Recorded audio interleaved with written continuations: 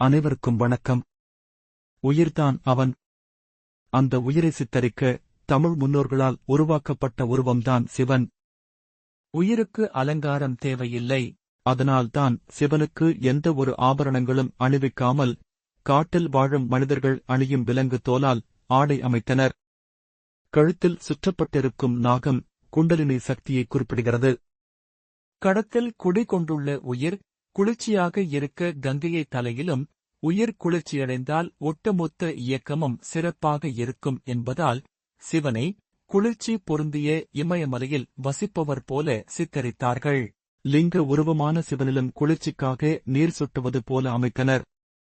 அந்த கடத்தில் உள்ள சிவனை பாதுகாக்கவே அனைத்து கலாச்சாரங்களிலும் தலைக்கவசம், தலைப்பாகை, தொப்பி போன்றவற்றை அணிந்து கொண்டனர். சூலாயுதம் உயிர், உடல், மனம் தத்துவத்தை குறிக்கிறது.